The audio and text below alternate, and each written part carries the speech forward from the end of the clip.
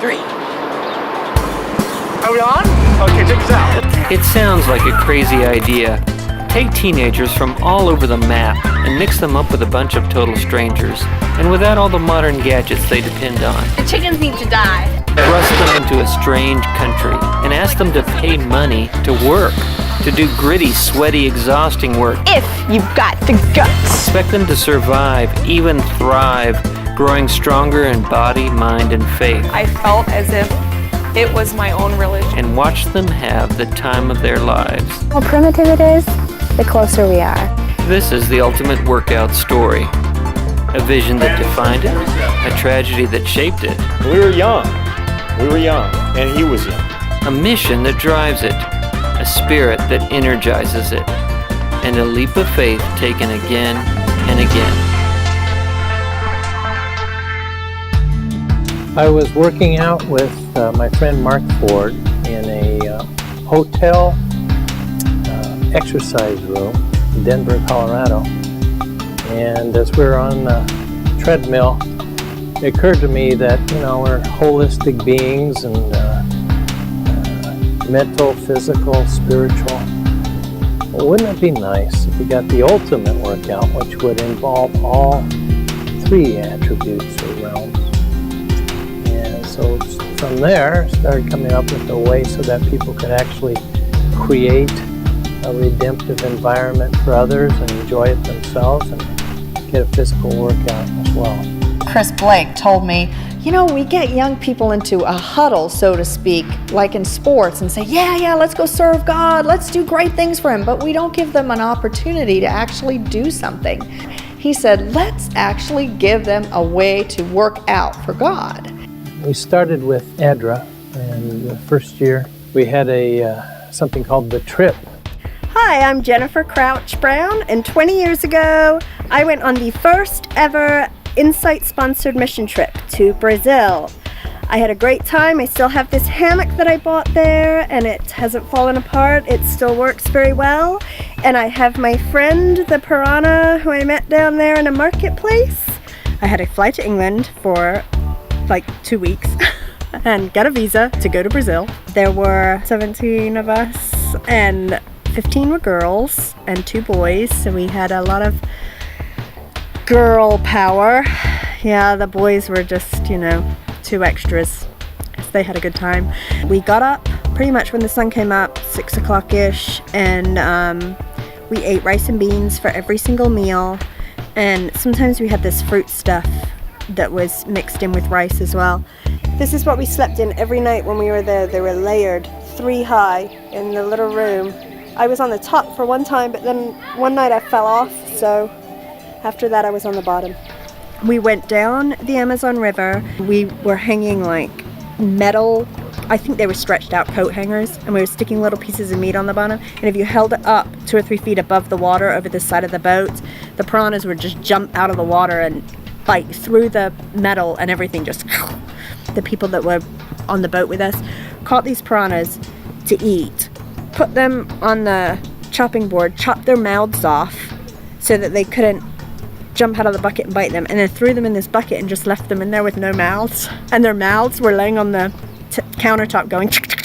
The culture shock to me was huge. I mean, I've traveled, but it's been in Europe or, Canada, kind of equally the same as the United States. And we went for a weekend down the river on a boat, and we just went out in the middle of absolutely nowhere, and these houses were up on stilts. They had nothing. They just had hammocks hanging in there. And, I think coming back home, I was so shocked at how much we have and how much we take for granted. The basic premise behind Ultimate Workout is to get students who are from public schools or small churches who generally get left out of things. Brought together kids from different places, and they didn't already have relationships. They had to kind of start from scratch. It was fresh for them. Pecking orders hadn't been established. All right, everybody, what's the Insight workout logo? It's like the arm like this. Okay, right arm, get it up there. 1,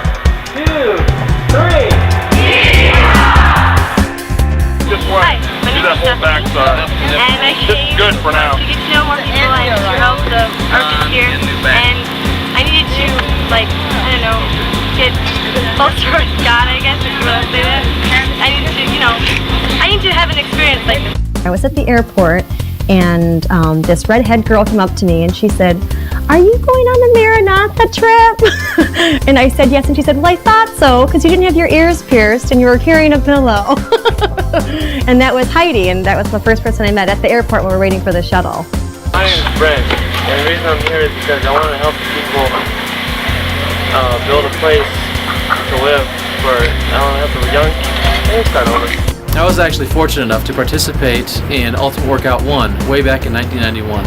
My brother Lance and I went down to Honduras with 8 other guys and 20 gals and a small staff and built a portion of an orphanage in Santa Barbara, Honduras. Got on the bus with our luggage and went off on the bumpy road. Someone started singing, and we were singing, which, going to public school and stuff, I never had a lot of. You know, it's not like we'd have worship or anything. So I really enjoyed singing with everybody, and for some reason, we didn't have many guards up. It was heavy work, because apparently our main job was to tear up the work that someone on a previous mission trip had done.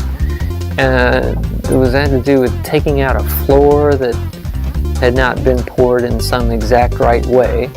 And then there was a lot of lane block. We had to be moving the mud and moving the bricks, moving the wheelbarrows back and forth and banging away at the concrete. And, you know, they were hungry when lunch came. I have to say, the whole staff, everyone, so wonderful, so nice, couldn't have been more friendly, couldn't have been, and now thinking back on it, I'm like, here they were with all these teenagers. You know, I mean, it has to be kind of like, really? Not a lot of people want to spend their vacation with a bunch of teenagers on a Maranatha trip. I realize now as an adult. Like back then, I'm like, well, of course, who wouldn't want to go with a bunch of, 16-year-olds to a third world country? After church service, our leader, he said, who wants to go on a walk? We're gonna go for a little hike. I was so tired and just wanted nothing more than to just lay down and rest. I mean, that's what the Sabbath is for, right? But I thought to myself, you know what? I'm in Honduras. When am I going to be here again? I need to take advantage of everything I can. So I got off my bed and got down and joined the group, went on this little hike. We ended up on this little hill overlooking a little bit of the area there, and just kind of gathered around in a circle, sang some songs. Joey had a little talk and the like. It was just a fantastic little capstone experience. My first trip had a huge impact on me, so much so that I wanted to go back again the next year. For one thing, it really made me less kind of materialistic, motivated by those kinds of things. Because in high school, it's kind of that way. People are into the shoes, or, who has the cool new whatever, whatever it was then, the cool new Nikes. I've been involved with Maranatha since 1989. Then in 1992, we had 34 people that all went to Santo Domingo. 27 were young people, and then the rest of us were adult leaders, whether it was construction superintendent or cooks or spiritual coordinators. I was 17 years old. I, of course, used to read Insight during church, so I got an Insight that day, and it had these people sitting in a waterfall, kind of looking interesting outside. I thought, what is this? So I start reading the issue, and I go through it, boom, boom, boom, boom, boom. I went through the whole entire issue during church, and I'm getting pumped up because previous to this, my grandma had always been wanting me to go on mission trips. I had friends that had gone on mission trips, but I'd never actually been interested at all in going on a trip because I already knew all those people. It just didn't seem like a fun thing to do. And I saw there was people from all over the United States, and I thought, this is the greatest of all time. And so then it gets to the end, and it says, okay, you can sign up for this trip.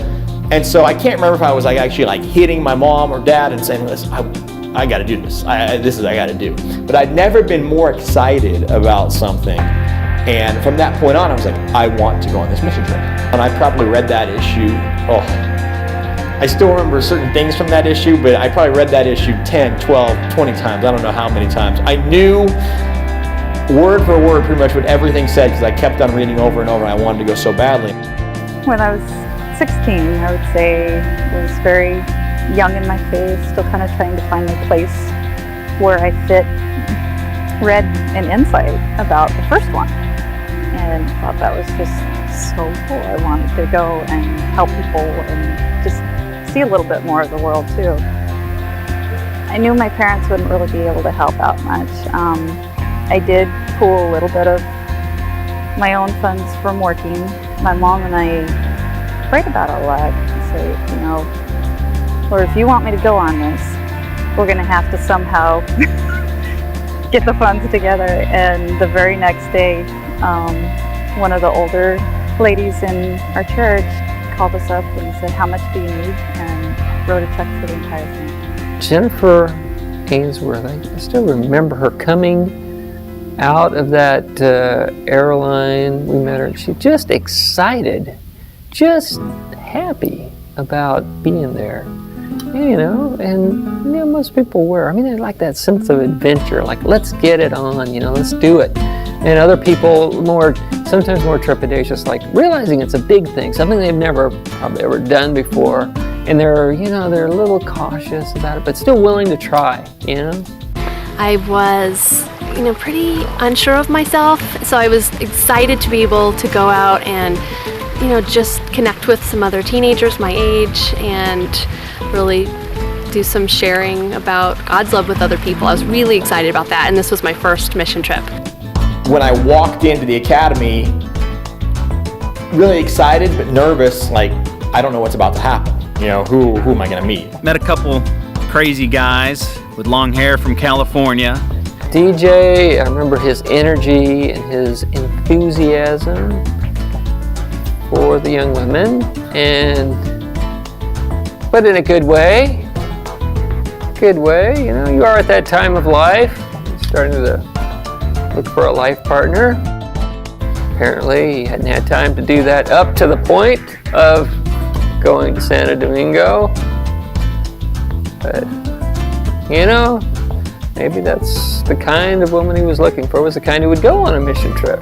The actual construction or the actual project for Ultimate Workout in 1992 was Sabbath school classrooms for the town of Cañada Honda, which, if you were in downtown Santo Domingo, was about a 45-minute drive west of town. Sabbath school classrooms were set up just a little bit higher than the church was, and there were several different projects that we were having to do at the same time.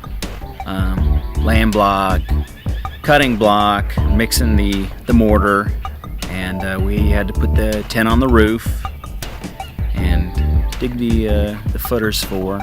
I remember seeing a pipe sticking out of the wall with a piece of bread in it. And I couldn't figure out what on earth that was in there for. I thought maybe one of the kids thought one of the nationals thought it was funny, or so I pulled the bread out and here comes water pouring out. I couldn't figure out what it was. Well, unbeknownst to me, I had emptied the baptismal out on the ground, and it took them quite a long time to fill that up and they didn't have just water laying around everywhere for you to partake of. So I felt real bad about that. And, this is the first time I've admitted that to anybody, and you should feel greatly privileged, all of you out there. I remember that there were kids all over the place, interested in what we were doing, excited for the treats that we had brought to pass out to them. They were just appreciative and so happy and excited that we were there. It rained at 3 o'clock every day. Just about every day it rained, almost at the same time, for about 15, 20 minutes, sometimes a half an hour. And it was the craziest thing I'd ever seen. Just be out there working and start raining, and be like, oh, here's the rain. Immediate torrential downpour and scrambling to cover things up and make sure all the tools were secured. And it didn't last too long, but just mud everywhere. And some of us coming out while it was still raining, dancing around in the rain. And just everybody kind of made the most of it. Just it turned something that was slowing down our day into fun and bonding, really, with the whole family there. I mean, it's just always so impressive to see these teens, you know, who at home probably can't even clean up their room, and here they are building a church. I remember John leaping up on top of the sheet metal and doing the roofing, mixing the mortar, spattered with mortar usually, and filthy, and loving it.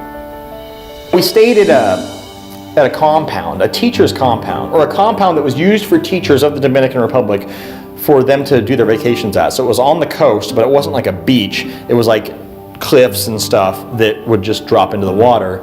People stayed in different cabins.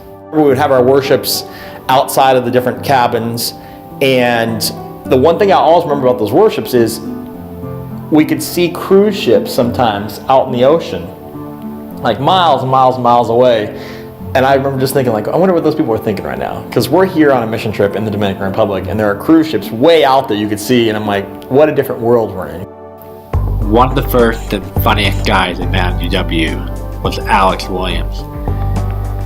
He was from Derby, Kansas, so of course when Ben McCall met him, he quipped, "You're not in Kansas anymore, yuck, yuck, yuck," which was kind of a funny comment in itself, given that Alex had grown up in a military family and had lived 7 years of his life in places like Japan and Germany. He came to kind of find his place in God's kingdom, I guess, kind of to see what he and God had in store. Just low-key, he was obviously, I think, an observer, a watcher.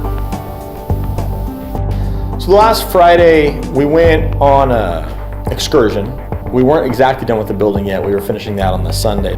We were playing volleyball, and some of the kids rented jet skis, and others laid out on the beach or swam in the pool. You know, there was people braiding hair on the beach, you know, where they come up and, hey, you pay money and they will go braid your hair. And I actually had longer hair back then in the back, shocking as it may seem. So I had my hair braided that day. Let's not talk about that.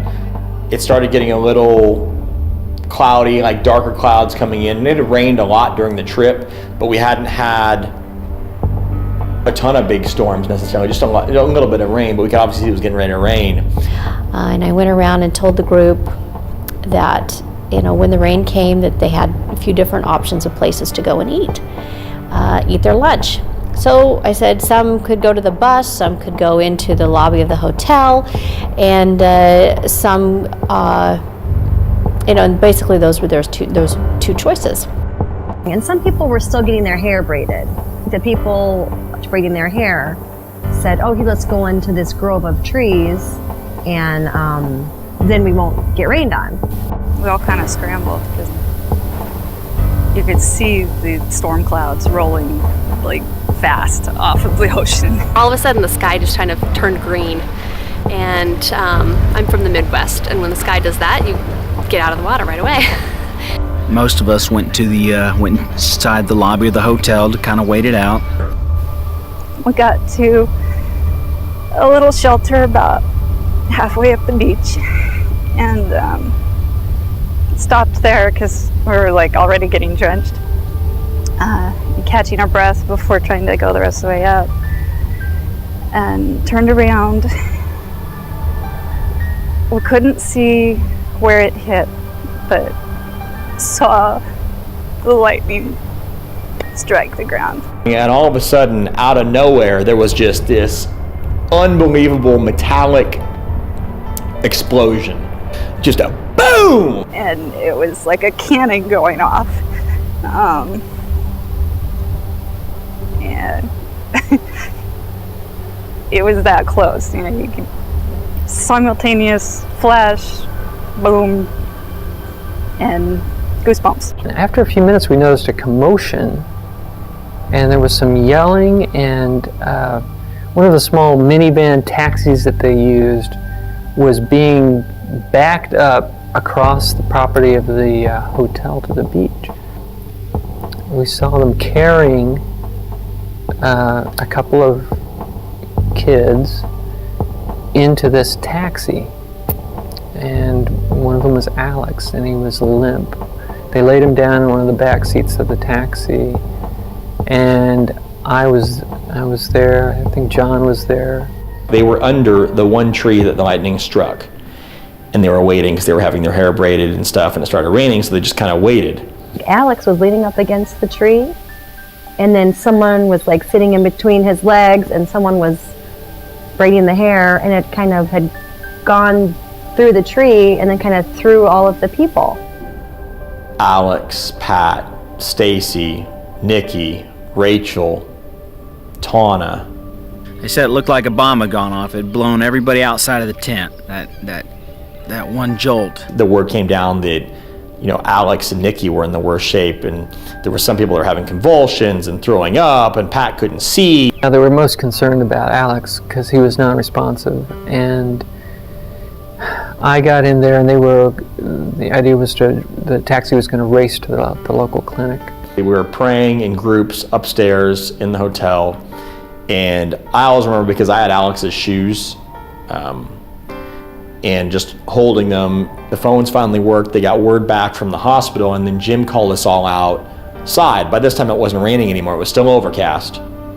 Pat was blind at that point, but they thought he might get his sight back, but they're not sure. The lightning had actually burnt through Rachel in that it had put a burn in the side of her body, coming out the opposite side of her foot. He's going through in levels of seriousness, and at that point I'm thinking, this is not good.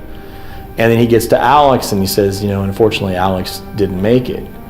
And, you know, to this day, we're what, 18, 17 years past. Anytime I say that, like just now when I was just talking about it, I get chills, and because I'll never ever forget that moment. Never ever forget that moment. And it was horrible. And there was a lot of tears and a lot of sadness and a lot of just disbelief of this just happened. It shook me. I know there were a few people that came up and said, you know, oh, it's so great that you're, you know, got your Bible and you're praying, but inside I was like, that's all I can hold on to right now. I know that with that I've got hope. It was just one of those things that shapes you and changes you in a way that you can't imagine. That night, Karen and Jim, they just had us deal with it in our own way. And a lot of us stayed up really late just talking. I'm so grateful to Jim Crabtree, who was on that trip, who helped us say goodbye, but also helped us to process a little bit, at least get the process started of why this could happen on a mission trip. No one ever expected that someone would die.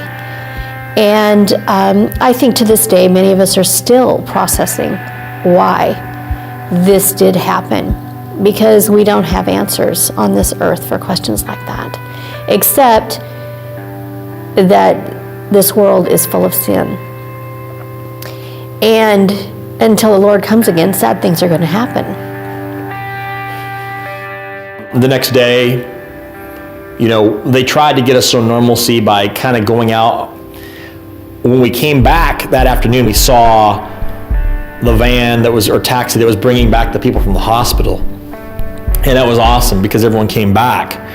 The tears and the sadness, but also the joy that the 5 who were still living had when they reunited with their friends. What really helped was the Williams family. They immediately flew out, the parents and Alex's younger sister, Laura.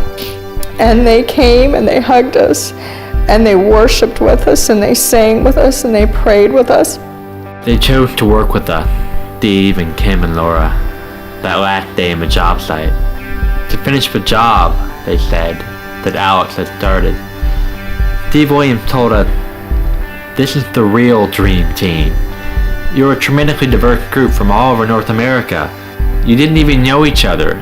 You had to wear Maranatha t-shirts to identify each other in the Miami airport. On day 1 you met. On day 2 you were already a team. On day 10 you've got a product. Where else in the world does that happen?" That last day on the work site, we still had some work to do, and he talked a little bit to us, but just said, you know what, let's go to work, let's get this done. I can't imagine there's too many people in this world that would be willing to do that. That was a true act of heroism, of coming down there and finishing a job that your son was doing 3 days before that. It has been such a blessing to see the positive things that have come as a result of the tragedy of Alex's death. And some of those positives have been directly related to the involvement of Alex's parents and sister on subsequent Maranatha Ultimate Workout projects. The next summer, Alex's sister Laura joined Ultimate Workout. 2 years later, his parents came and served as staff. His father, Steve, has continued to be involved, serving nearly every year since. We found after that our numbers really started swelling, that they started just taking off. I think principally because, ironically enough, death wakes us up to what's worth living for. And he had, in essence, sacrificed his life, and the young people were wondering why would that happen, and also probably wanting to honor Alex's commitment at that point. I remember reading kind of his story and thinking, wow, that's, he really was doing something that meant something, and wanting to be a part of that and kind of get out there and experience life. I got a wheel with that thing. What did they do? My first Ultimate Workout experience was going to Guatemala in 1993. I was a 16-year-old farm girl from Missouri who had not traveled beyond the American borders. My dad is not Adventist or Christian, and he was dead set that he was not paying for this trip. And if I wanted to go, I had to raise the money. I just went around to church members. I asked them to please donate to me, and I went to businesses. I just went everywhere I could think of, asking people, family members, and people were very generous when they heard what was going on. And when I got home, I actually sent each one of them a picture from the trip and a letter explaining what we had done, and the local newspaper wrote it up. So the 93 trip is where I really believe that the Ultimate Workout really started getting its organization that it's had for the last 15, 16 years. Steve Case, that was his first trip. Fred Specht, it was his first trip on the Ultimate Workout. And so there was a lot of things organizationally that changed that year, with Fred really being in charge of the construction part, identifying people for different positions that he wanted them to do and to do all the time. Maranatha asked me to be the pastor on Ultimate Workout. So I did that, and I was amazed, having been on a number of other mission trips, I was amazed at the impact that Ultimate Workout had. It seemed to be twice as potent as any other mission trip, and I was curious why. It was the third year, so it was still growing, developing, people figuring out what it was, and I saw it as primarily a spiritual transformation experience, because young people are coming from all over the place, and they have a brand new experience on this mission trip. So I got more and more involved and started casting a vision as I saw it, and Maranatha said, "You go for it." We were staying in some Sabbath school rooms in a church, constructing a school right next door. We had all the guys in one room, all the girls in another room, so we were in very tight conditions. Great experience, a lot of fun. Did some improv.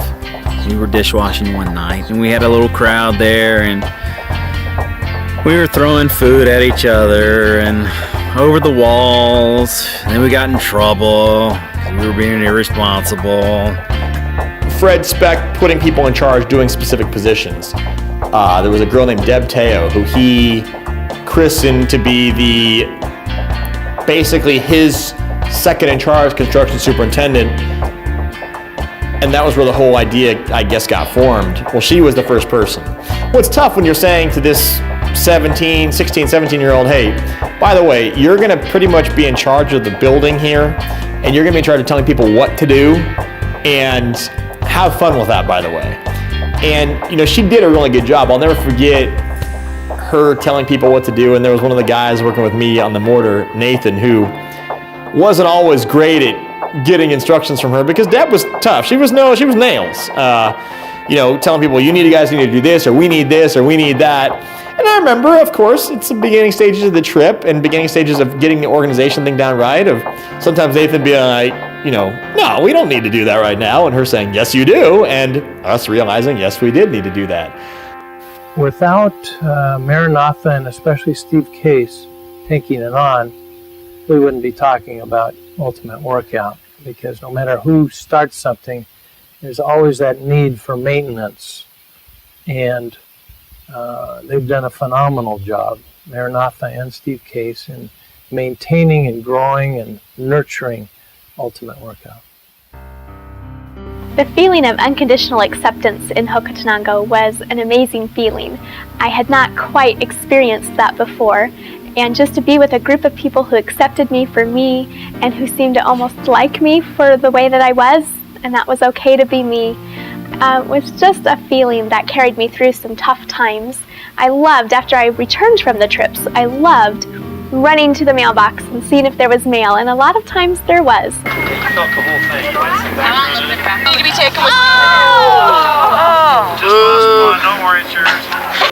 Oh, Mexico is wonderful too, except for the day I don't remember because I had altitude sickness and was unconscious most of the day.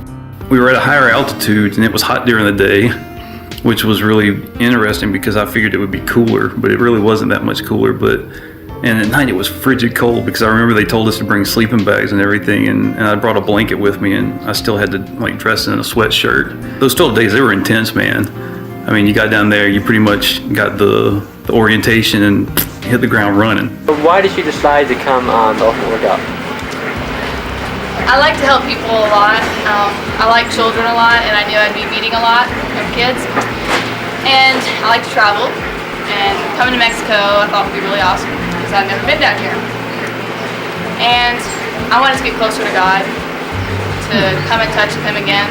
No TV, no phone, no outside contact, and 2 weeks with a group of people you don't know. And so people, to me, it seems like, have kind of this funny thing. I mean, they share stuff with really strangers that they don't know, but they very quickly come to a point where they're sharing a lot about themselves. Well, I think teens struggle with acceptance, and they struggle with liking themselves the way that they are. And when you go on these trips, you can drop all your guards, you can drop all the masks and everything that you're hiding behind and just be the real you and discover that people like you for you and God likes you for you as well.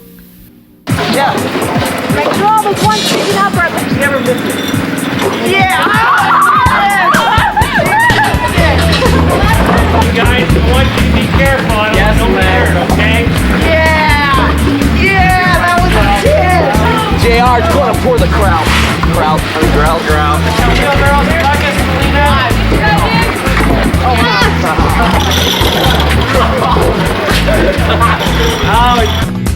Maranatha said, this is too much work to really pull it off. And I said, it has to happen. And they said, well, then it's up to you. You take it and run with it. So I said, okay, fine, I will. And I thought, let's open it up to more young people. Let's treat this like a youth rally. So we did a big project, a large school construction project, and then every evening was going to be like camp meeting. Youth rally, rah, rah, rah. And some things worked about it, and some things definitely did not work about it. And in 95, all of a sudden, we're dealing with like 100 people on one site, mind you. What I remember about 1995 is just the utter controlled chaos. It was my first Ultimate Workout, my first mission trip, and to me, the way things happen, that's the way they were supposed to be. They kept telling us, be flexible, and that's, you just go with the changes and don't try and think things have to be a certain way. I just turned 16. I had just gotten my braces off and feeling pretty good about that.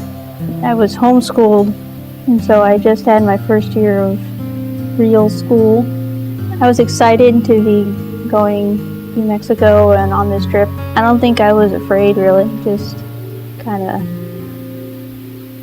curious. I got a phone call from Steve Case, and he says, you know, we're in trouble down here. We're short a couple of people. I don't have a music leader. You have a truck? And I go, yeah, I'm in my van. Would you be willing to drive down? All of a sudden, you know, I'm just going, well, all right, you know, but I didn't really want to go. I had a couple of nights there, but I was like really uncomfortable with the whole thing, and I didn't really want to be there. And so I decided on the second night that after everybody had gone to bed, that I was going to get in my van and I was going to drive back to San Antonio. As God would have it, the clutch went out in my van. I was going nowhere. You know, it took us almost 2 weeks to fix the truck. By that time, the mission trip was over and we'd accomplished all the work, and I was feeling a little bit better about the whole thing. I still wasn't ever comfortable with it. I took a couple more trips.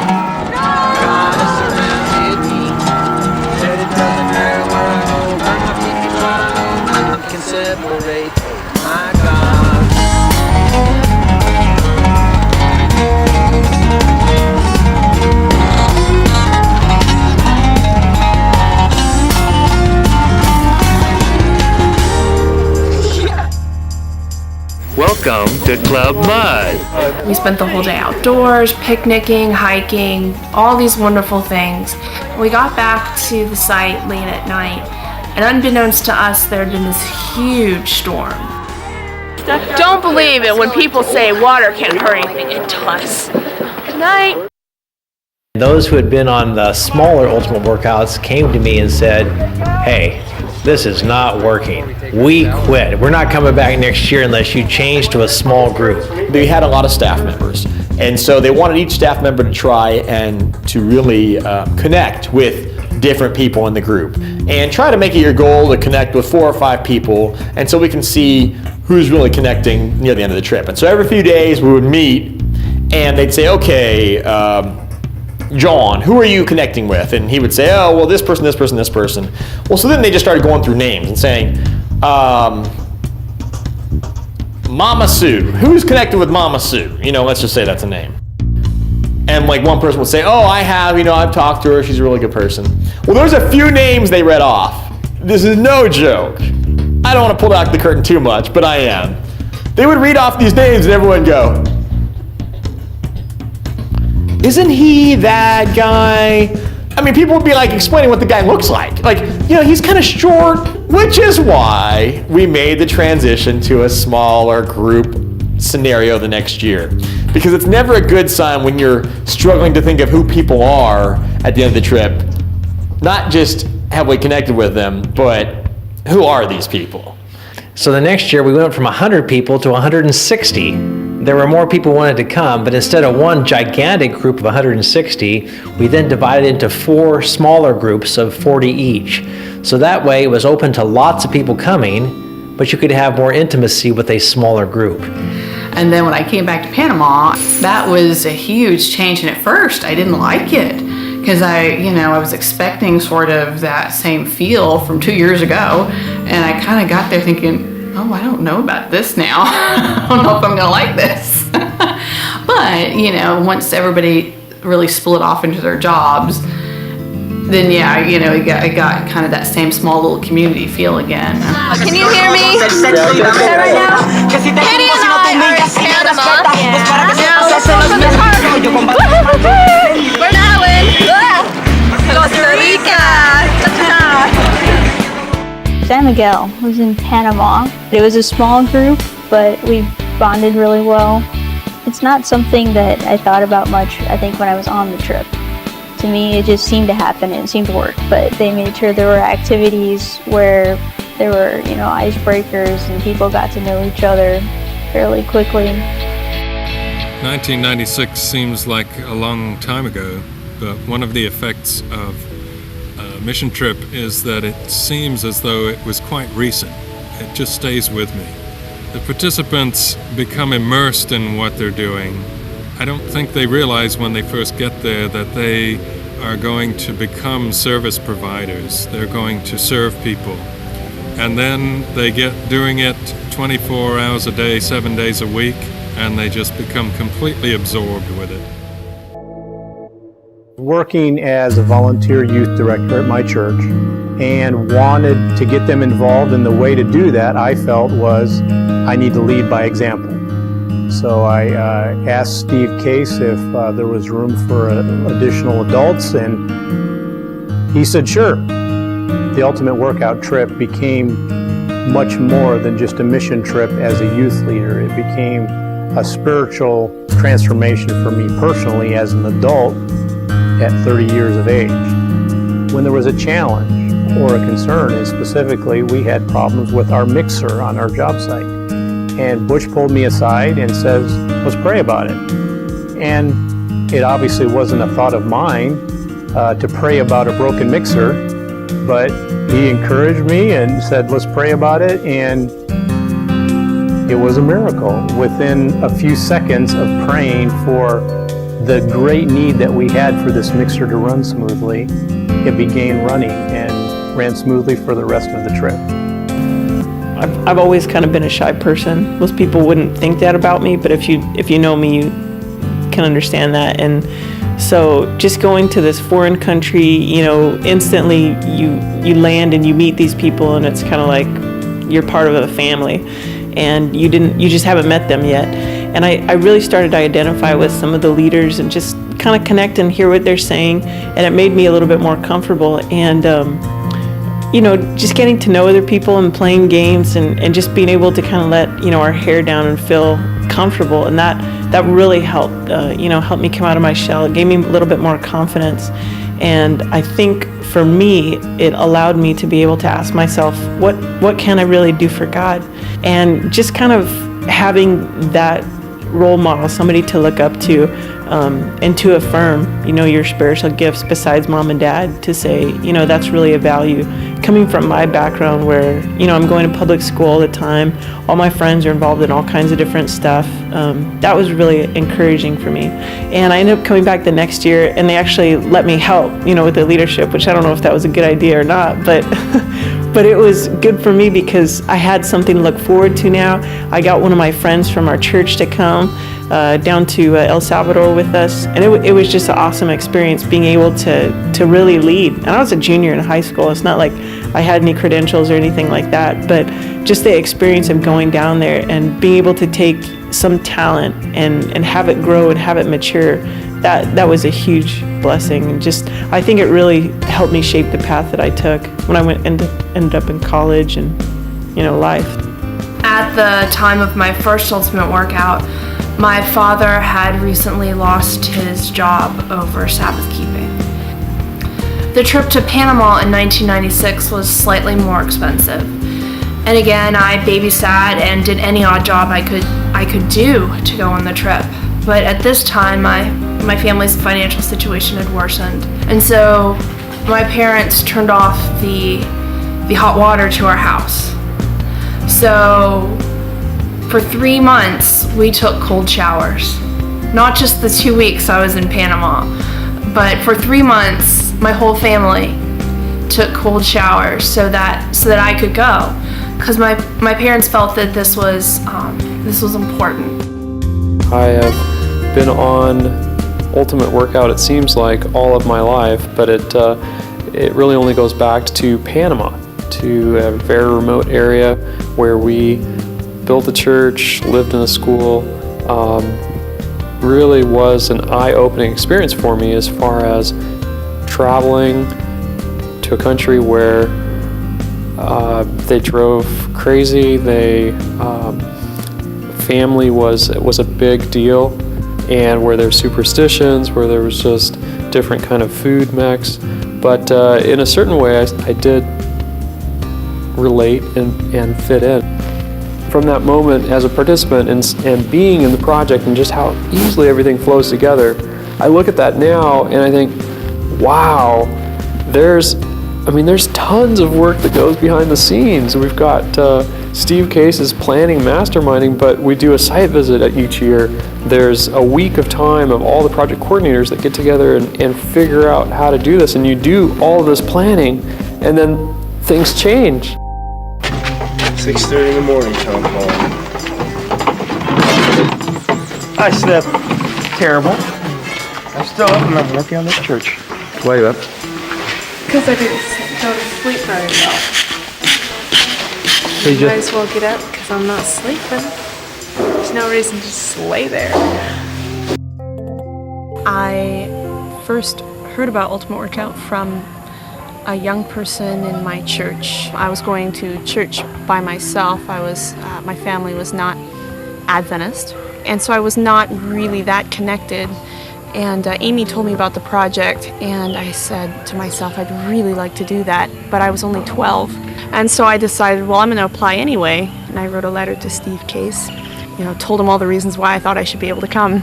And he wrote me back, and he said, I don't think so. You haven't accepted 13-year-olds in the past. I was sure to tell him that I was going to be 13 just in time for the project. I would turn 13 about 2 weeks before. And he was gracious, but he said, I'll let you know for sure in a few weeks, but I don't think so. Well, he didn't say no, so I thought, great, that's a yes, I can go. About a month later, I got the acceptance package, and everything was good, and I was going. I was really excited. She had sent in an application. We had denied it because she was too young, having just finished 7th grade. But then my secretary somehow sent her an acceptance letter. Steve Case met us at the bus, and I got out, and I ran over and introduced myself and said, hi, I'm Rachel, and he looked a little confused to see me, and I wasn't sure why. She showed up, I was not expecting her, and she went, you're not gonna believe it, I'm here. And I said, who are you? She said, I'm Rachel Davies. And I was stunned. I thought, oh no, you're not supposed to be here. Later that evening, we had our orientation, and we got into groups of 2, and we prayed together. And I was near the front with my partner, and we finished a little bit early, and Steve was up there up front, and I motioned him to come over, and he did, and kind of had a goofy, smiley walk, and I blurted out, why did you accept me? And his demeanor changed, and he came close, and he knelt down beside me, just a few inches away from my face, and I'll never forget it. He said, I didn't, we didn't, God did. You were sent your letter of acceptance by mistake. You were supposed to get a denial letter, and we think that God wants you to be here, and we're not going to mess with that. I think my statement was, it's a miracle that you're here. Oh, I know. But what she didn't know was she wasn't supposed to be there. Or was she? That was the first time in my life where I felt like God had intervened for me, and that He was looking after my life, that He was involved, deeply involved. And I just had this light feeling of God loves me that much. God cares for me that much. I was a bit ecstatic that night. People tell me that I was on the enthusiastic side. She seemed very young and fragile, and perhaps wasn't going to do very well in this situation. I remember thinking about her. I'm not sure why she's here. Was this a mistake? Did somebody just send her, or they didn't know how old she was? My site was Perkeen. It was high up in the mountains overlooking Honduras. And there was this rainstorm one evening. The rain went away, and the sun came out, but it was setting, and so everything had this beautiful orange glow. I mean, it was just radiant. There was this little overhang up above where our tents were pitched. And so I said, well, I want to go up there and see the sunset from up there. The sunset that I saw that evening, people talk about mountaintop experiences. Well, that was a mountaintop experience for me. And I just bathed in that beauty, and it was like the eyes of my heart were open for the first time. And so Rachel started her first Ultimate Workout and has been on countless numbers since then, easily working herself into a staff role, often leading out, doing whatever needed to be done, putting herself on the line consistently for God, for others, for service. I think my favorite thing about the Ultimate Workout is that you're with these people for 2 weeks and you can share whatever you want.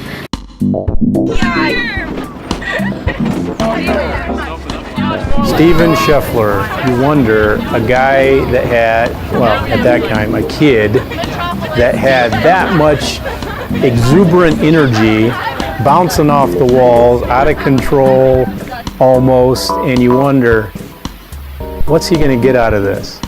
Where's he going to go from here? And can I make a difference? Hey, I am Stephen Scheffler. I'm 15 years old and I live in Emerald, Texas. And just having a great time here. Well, it all starts off, I was kicked out of school because I got in too many fights. Or my mom pulled me out of school. She started homeschooling me, and through that, we all got more into our Bible because we had to make our own Bible class and that kind of thing. And so we gravitated towards Daniel and Revelation. We don't know why. I mean, looking back, it was the Holy Spirit, you know. But it was something we were just really interested in. And then one day we got a pamphlet in the mail about Daniel and Revelation seminars. We just came to believe the same things and questions we had been wondering pretty much all our lives, and they finally were answered from a biblical basis, and that was exciting. I'm April Scheffler. I'm from Emerald, Texas. I'm 17 years old. Where are you? I'm from Venezuela. Pipinella. I was quiet, a wallflower. My world consisted of books and the places I read about. And so when I got this opportunity to go on the Ultimate Workout, it was a chance, an opportunity to actually get to see these places I had read about and kind of, you know, enlarge my borders a little bit.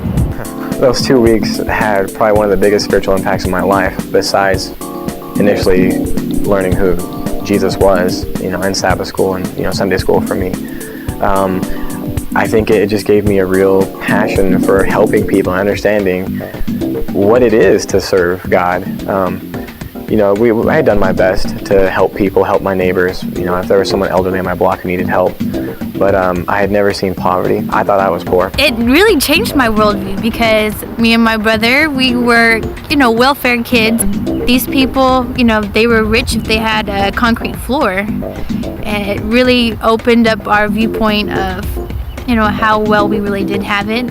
I was a pretty rambunctious kid. I had a lot of energy, to say the least.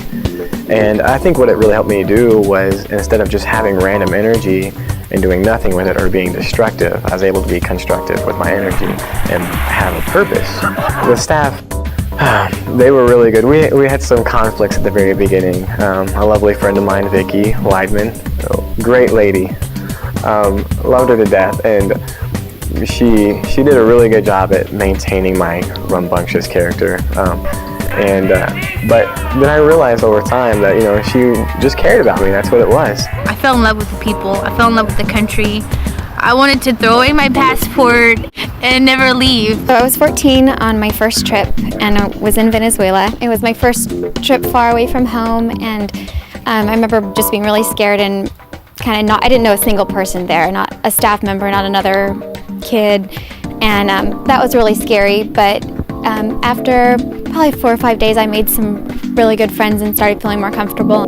It's been the single most influential factor in how my life has developed and what decisions I've made. Good morning, I'm Dan Scow. Good morning from Honduras. Hola, buenos dias. It's a beautiful, sunny, humid day here. The sun's about to come up and completely blind me, so get a good look at my eyes now.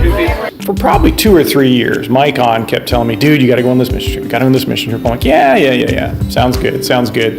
And I think I thought about it for a couple years, and then 1 year I finally signed up and then dropped out because I was thinking, maybe not so much this mission trip thing. And then another year I signed up, and I think I dropped out like a month before, which is ironic because as a project coordinator, I find myself going, why do people drop out a month before? And I do still remember getting off the plane and thinking, what am I doing here?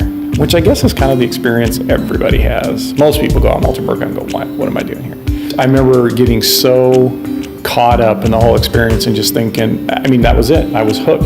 I became an Ultimate Workout junkie. went into it with the, what am I doing here, and came out with the, oh my goodness, I cannot wait until Ultimate Workout 10. Barranco-Chile is where I met a Dan, who's sort of like a common theme in my Ultimate Workout experience. I was on his site both times. He was the nurse in Barranco-Chile, and I remember telling him that I was interested in medicine, so he taught me how to suture a mango. I was a sophomore in high school, and I was going to public school, and I saw the insight at church, and I think I just read that the whole time. I didn't listen to the pastor pretty much because I was intrigued. So the next day I demanded money from my mother, and I put the deposit in, and I went to Nicaragua, and I was really excited. On the first day there, I met a lot of great people, and I had to beg for their help because my luggage never arrived for, well, not never, in 3 days it did arrive, but it felt like forever. And then we were in the town of Ciudadela, and we had a huge Giardia outbreak. I think everybody got sick except for myself and Trevor and then one other girl. And that was the most horrible experience, I think, for our group, and yet the most amazing bonding experience. I mean, everybody got sick, deplorable conditions, mud, flies, sickness. Just solidified how much I loved Ultimate Workout. And then some of the other staff members, or really one, was sort of encouraged us to step forward and really take responsibility for the project. And we sat around and talked about it, and they asked for volunteers or suggestions for who should be responsible for the rest of the building. Somebody suggested my name, and one thing led to another. Somehow I ended up that guy. I met Trevor, of course, on that first day. We were in those yellow school buses going out to our site, and I remember he was wearing an orange hat, an orange shirt, and he'd just been eating some orange candy too, so all of that together made quite an impression. And I read somewhere that male animals, birds, often wear bright colors to attract a mate, and it must have worked. So she saw me, remembered me, we became good friends. And we ended up going to PUC, Pacific Union College, together. Got married after our junior year, and we'll be having our 5th year anniversary this year. Hi, I'm Becky Thompson. I'm 15 and I'm from Iowa, and I'm at Camino a Cane. I was really shy and quiet and stuff, but I'd always wanted to be a missionary. And I found out about this trip by accident from one of my friends, and I thought I'd try it, and somehow God helped me raise the money within like 2 to 3 months. And before I knew it, I was on this trip and ready to go. And so I was so excited, but I was so nervous, never been out of the country or traveled before. I got to this school, and there was this huge wall around it. Me and my friend Lizzie decided that we wanted to pitch the tent and stay in the tent instead of the big room with all the girls, and we were going to leave our luggage in the little alleyway in the school so that it wouldn't take up so much room in our tent. And the next morning I woke up and my luggage was gone, and I couldn't figure out what happened to it. So I found out the night before that a man had jumped over this huge wall that was over the school and taken it. And he tried to take another suitcase, Gloria's suitcase. She was our cook, and she had this huge suitcase full of clothes from the thrift store, but he couldn't carry it away fast enough. The guards woke up. She opened it up and let me look through there because all of my clothes had been stolen. Everything fit me perfectly. And that was amazing, and I really saw God through that help me grow spiritually because God provided in every single way for me. The best thing that's happened for me on this trip is probably losing my luggage because it taught me a very important lesson. I just wanted to come and help out with building this church and meeting some more friends. At the point when I went on the mission trip, I was sort of in a transition. I didn't grow up in the church, essentially, because my dad's an atheist, my mom's Adventist, so I only went to church when I could with my grandparents. Spiritually, when I came on the trip, I was a disaster. A very good friend of mine had died 6 months before, and I was still trying to sort of come to terms with that. I really didn't take it very well. because she was my best friend, and she was the first person I met my freshman year at Union Mine, which is the high school I go to. She comforted me when I was down, and I just really miss her. And there was a person on my site that I was at, and his mom had died just a couple months before, and then another person, her sister, had died a few months before that. And we sort of bonded, and we were able to come to terms with everything together. And once I got through that, I just really blossomed, and I got to really know God on a first-hand basis. I could see Him, and I could see how He's working in my life and in my family's life, and how He just was there every step of the way, and He would never leave me behind. He would just be there 24/7. I would describe myself as kind of a bored homeschooler, and I had just come from being a freshman in high school and having a great fun amount of time at a high school, and then I became a homeschooler, and just seems like things slowed down a lot. When I got to go away as a missionary with Ultimate Workout, it was pretty amazing, because going from doing not much and just sitting at home doing schoolwork to spending some time away, getting to know another culture, it really opened my eyes to things that were going on outside of the United States. I have done other mission work since then.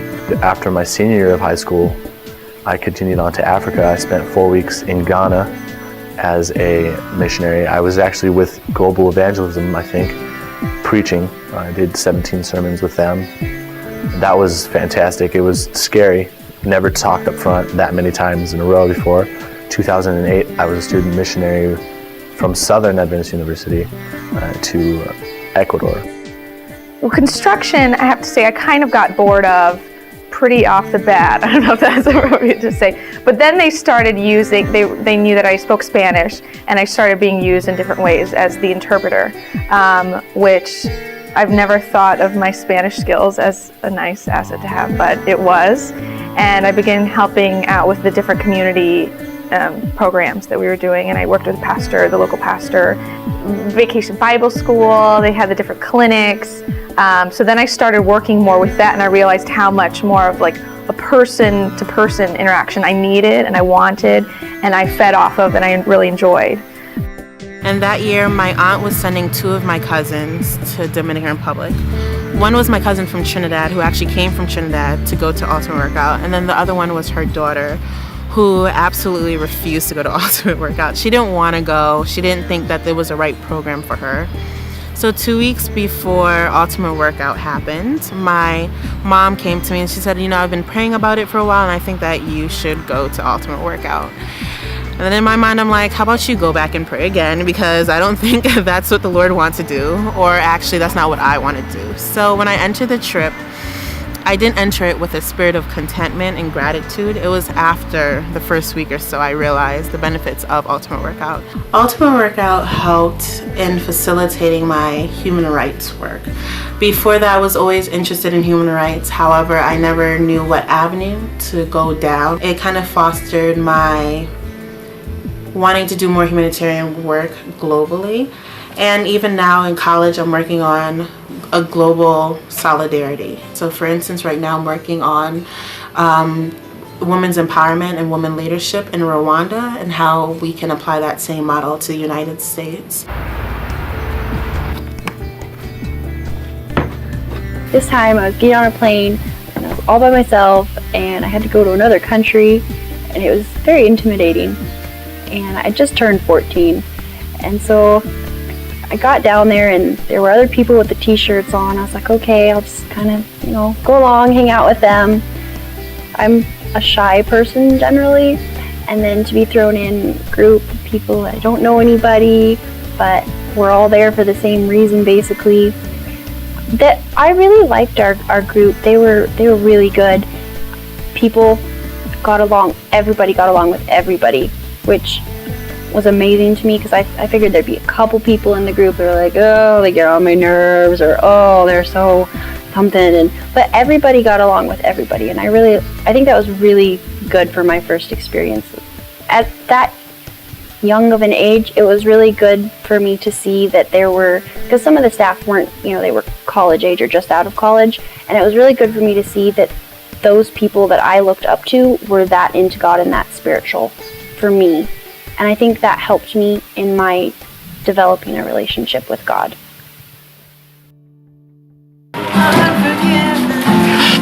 Because you were forsaken. My name is Matt. I'm from San Antonio, Texas. I'm going to be 15 this August, and I'm working on the Via Marina site. The 2 weeks was life-changing. I got to say it was really life-changing. Before I went on the trip, I had actually dealt with a lot of self-worth issues, thinking I'm not good enough, I'm not cool enough, there's no one my age that's going to accept me. And so I was kind of in a shell. So I went on this trip, and it broke me out of my shell. All these people that I didn't know, save for one person, and I decided, you know what? I don't care what they think of me. I'm just going to be myself. And you know what? People ended up liking me for me. Despite my quirks, physical and mental. And I really connected. I mean, there were even, some issues that I was struggling with spiritually that I was able to open up to a couple people about. So UW15 was the trip in the Amazon region of Peru.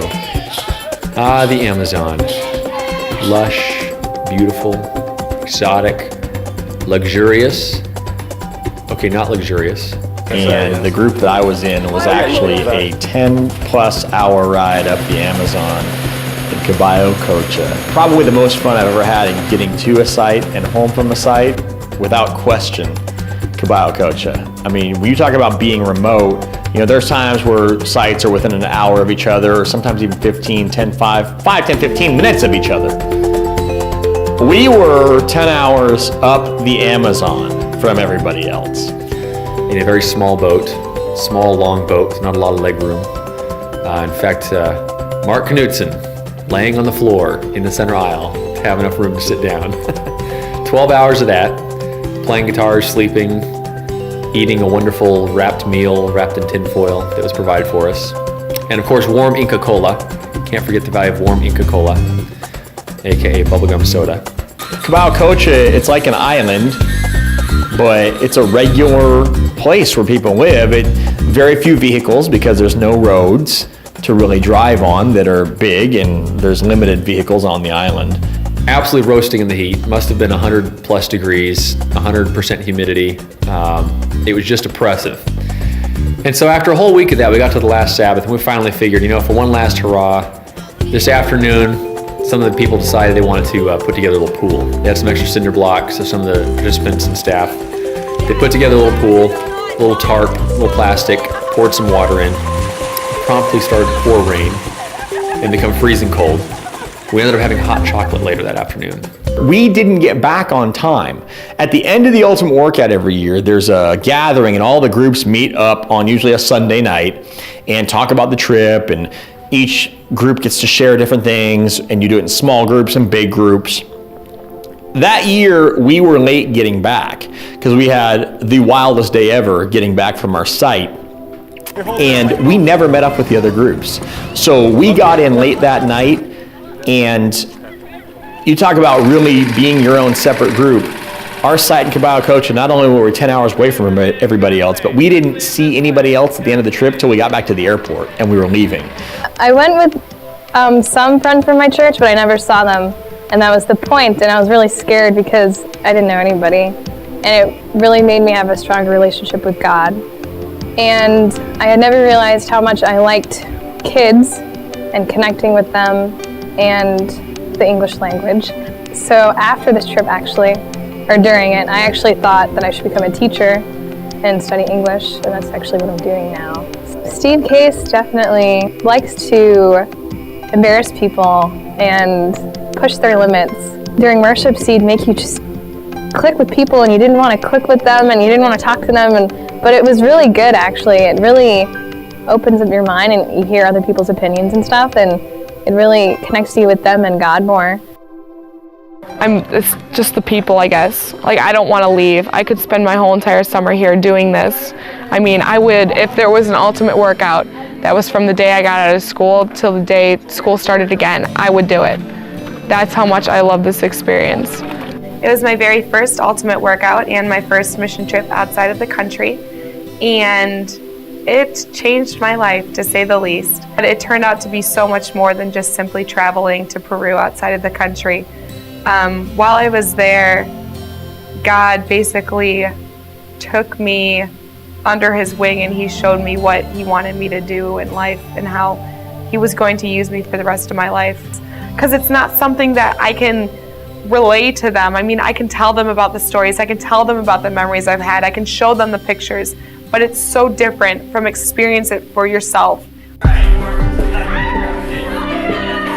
Right after supper, you're back at your camp, and everybody's doing different things. Everybody's, maybe taking a shower, brushing their teeth, cleaning out their tent, preparing for bed, just exercising, running around. And some people, just sitting there playing the guitar or whatever. I think that's when you get a full sense of where you are, what you're doing.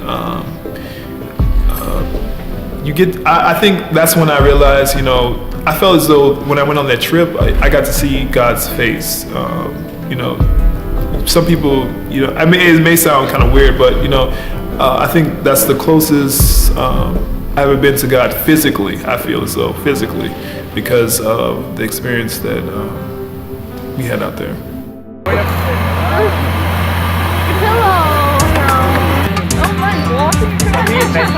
It moves while you walk.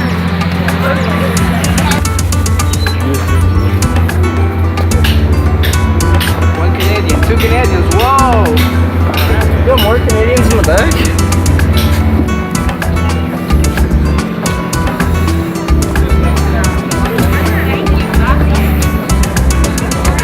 Thanks. It's made me realize a lot of things in my life need to change. The way I live, and it's made me realize that I need to be more outgoing and make friends, which I'm pretty good at, but I could be better. I was a very, me and God didn't really have a relationship back then. I was living in kind of a rough situation, and God wasn't a part of it. I wasn't like an atheist or anything, but I didn't really have a relationship with him either. And then my dad calls me up and says, "Hey, I'm gonna send you out of the country on a mission trip." And I'm like, okay, why would I want to go on a mission trip to serve a God I don't believe in and build things and be miserable? But on the other hand, it gets me away from home for a couple of weeks. Yay! So I went. The worships on the roof were really fun. The games were kind of awkward sometimes, but they just it wasn't as bad as after a while when you got to know the people. And the song services were my favorite because we praised God on the roof of a building in the middle of a banana plantation, and it was amazing. The atmosphere and how easy it is to work that hard and not dread going to work every morning, and how easy it is to wake up and not be dead tired. It's easygoing, family-like, understanding, pleasant. It can be really fun, a lot. The communion Friday night after we finished the church, we actually finished early, which was really good. But it all kind of came down on me, and it touched me a lot. The staff members came around in groups of 2 to participants and prayed with us. They prayed with me and I started crying because it was an amazing experience. I was not a drop at the hat cry kind of person. It takes a lot to make me cry, especially in public. I hadn't completely given up on God, but I didn't really know what to do with it either.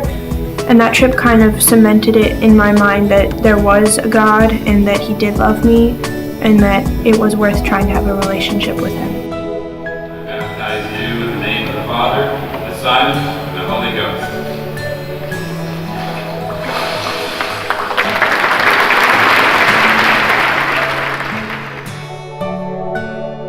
Each ultimate workout that I've been on has taught me something completely different. My first year I went as a participant and I had to learn patience because, I think every trip teaches you patience. And I also learned how to work hard. I was on the construction site pretty much every day. I learned a really strong work ethic that year, I think. The next year, we went to Chile, and something fell through and we didn't have a church to build. I was supposed to be staff on that site, and I remember going, oh my goodness, what am I going to do? How am I supposed to lead the construction for a site if the church isn't going to be built? I was really disappointed. I was kind of mad, actually, because I didn't want to, I was there to go build the church and see the walls go up and see the roof go on and see a finished project, but we didn't have that. We came to that site not knowing what we were supposed to do, so we were called the others and we were doing outreach. And we came in the first couple of days, we kind of just sat around looking at each other going, well, what do we do? And we prayed and we looked at the community and we talked to people, and then God started opening the doors. I was still figuring out who God was to me and where He fit in with me. I had a relationship with Christ, but it wasn't a permanent, earth-shattering thing that I could depend on Him all the time. And so I wasn't really sure what my purpose was for going, why I was going to be there. But in the process, because we had no idea what we were doing, it made it impossible to do anything without relying on God. And that trip I learned flexibility because I had to be flexible. I didn't know who I was going to have in the morning. I didn't know what I was going to be doing. One minute I was at the church, the next I was at the school. I had no idea what I was going to be doing, and I learned how to depend on God and be flexible on the things that He wanted me to do.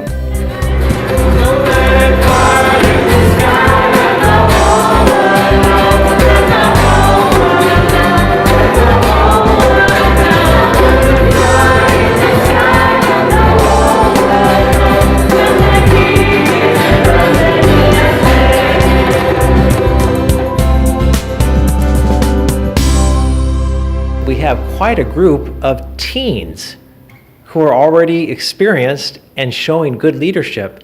So last year, for the first time, we tried Ultimate Workout Beyond. One of our sites was run completely by teens themselves. They were the leaders, the project coordinator, the pastor, the construction person, the cook.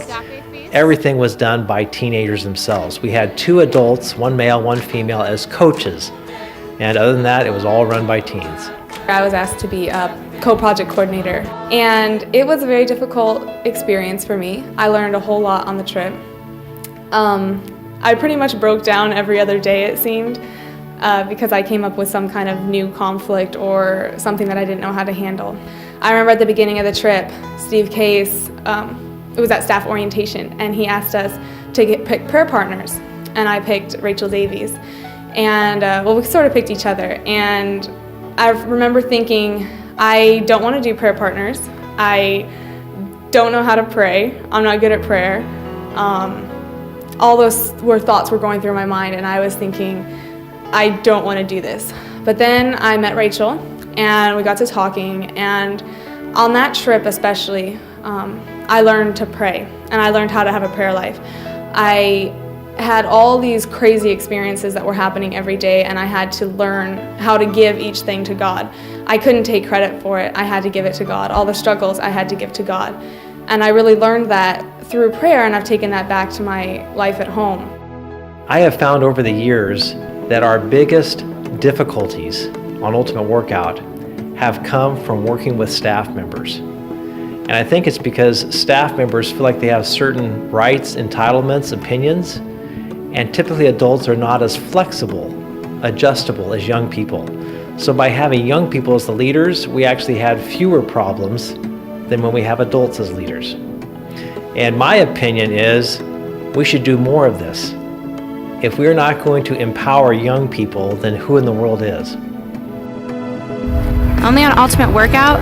Only on the Ultimate Workout. Only on Ultimate Workout do you get to sit on scaffolding in the middle of the night and have deep spiritual talks with your friends, because that's the coolest place to sit and you can see the stars from there. Only on an Ultimate Workout can you meet 30 new strangers and be able to live with them just like that. Only on Ultimate Workout. Only on Ultimate Workout. Would you play soccer every night with the Nationals? Would you be able to get your hands dirty, have fun, and get to know Christ at the same time?